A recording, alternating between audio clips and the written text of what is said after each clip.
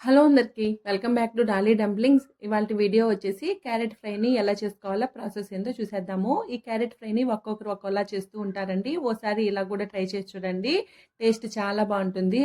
అలాగే పిల్లలైతే మాత్రం క్యారెట్ తినడానికి అస్సలకి ఇష్టపడరు కదా, ఇలా ఓసారి తప్పకుండా ట్రై చేయండి, చాలా ఇష్టంగా తింటారు. ఈ క్యారెట్ ఫ్రై పప్పుచారు కాంబినేషన్లో కానీ, సాంబార్లోకి కానీ, రసంలోకి కానీ, పెరుగన్నంలోకి కానీ చాలా బాగుంటుందండి. ఇప్పుడు ఈ ఫ్రైని ఎలా చేసుకోవాలో ప్రాసెస్ చూసేద్దాము. దీనికోసం ముందుగా నేను ఇక్కడ 1/2 kg క్యారెట్ని తీసుకొని, క్యారెట్కి పైన ఉన్న బొరెడ్ని లైట్గా తీసేసుకోవాలి. ఇప్పుడు ఈ క్యారెట్ని శుభ్రంగా క్లీన్ చేసుకొని ఇలా నేను వీడియో క్లిప్లో చూపించే విధంగా రౌండ్గా సన్నగా కట్ చేసి పక్క పెట్టుకోవాలి. ఇప్పుడు స్టవ్ ఆన్ చేసుకొని కడాయి పెట్టుకొని ఇందులో 2 టేబుల్ స్పూన్లు ఆయిల్ వేసుకొని, ఆయిల్ వేడిన తర్వాత 1/2 టేబుల్ స్పూన్ ఆవాలు, 1/2 టేబుల్ స్పూన్ జీలకర్ర వేసుకొని కాస్త చిటపటలాడిన తర్వాత మనం ముందుగా కట్ చేసి ఉంచుకున్న క్యారెట్ ముక్కల్ని వేసుకోవాలి. ఇందులోనే ఒక 5-6 వెల్లుల్లి రెబ్బల్ని కచ్చాపచ్చాగా దంచి వేసుకోవాలండి. ఇంకా ఇందులో మీకు నచ్చితే పోపు దినుసులు కూడా వేసుకోవచ్చు, నేనైతే వేయట్లేదు. ఇప్పుడు మంటని మీడియం టు హై ఫ్లేమ్లోకి అడ్జస్ట్ చేసుకుంటూ ఒక 2 నిమిషాల పాటు వేపుకోవాలి. ఇలా వేపుకున్న తర్వాత మూత పెట్టుకొని మంటని మీడియం ఫ్లేమ్లో ఉంచి మరో 2 నిమిషాల పాటు ఉడికించుకోవాలండి. అలాగే ఈ ఆయిల్లో ఫ్రై చేసుకునేటప్పుడు మధ్య మధ్యలో మూత తీసుకుంటూ వేపుకోవాలి, లేదంటే అడుగున ఉన్న క్యారెట్ ముక్కలు మాడిపోయే ఛాన్సెస్ ఉంటుంది.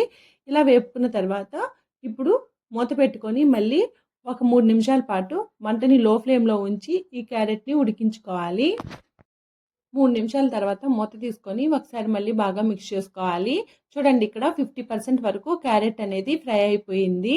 ఇప్పుడు ఇందులో ఒక చిన్న గ్లాస్ నిండా వాటర్ని యాడ్ చేసుకొని మంటని లో టు మీడియం ఫ్లేమ్లోకి అడ్జస్ట్ చేసుకుంటూ మూత పెట్టుకొని ఉడికించుకోవాలి.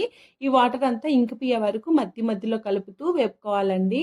చూడండి, ఇక్కడ క్యారెట్ అనేది 70% కుక్ అయిపోయిన తర్వాత ఇప్పుడు ఇందులో 1/2 table spoon salt, 1/2 table spoon పసుపు వేసుకొని ఒకసారి బాగా కలుపుకోవాలి.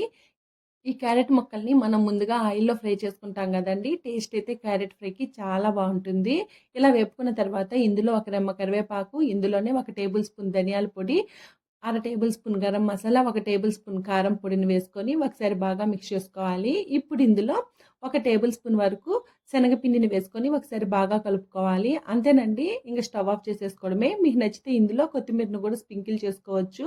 అలాగే సాల్ట్ సరిపోయిందో లేదో చెక్ చేసుకొని సాల్ట్ని అడ్జస్ట్ చేసుకోవాలి. అంతేనండి, ఇది వేడి వేడిగా సర్వ్ చేసుకుంటే చాలా బాగుంటుంది. అలాగే చల్లారినా కానీ ఈ రెసిపీ చాలా బాగుంటుందండి. మీరు కూడా తప్పకుండా ట్రై చేసేయండి. నేనైతే ఇక్కడ పెరుగు పులుసులోకి కాంబినేషన్గా ఈ క్యారెట్ ఫ్రై చేశానండి. టేస్ట్ చాలా బాగుంది. మీరు కూడా తప్పకుండా ట్రై చేసేసి మీకు ఎలా కుదిరిందో కామెంట్ చేసేయండి. అలాగే మరిన్ని రెసిపీస్ కోసం మన ఛానల్ని సబ్స్క్రైబ్ చేసుకొని నోటిఫికేషన్ సింబల్ని ఆన్ చేయండి. Thank you for watching.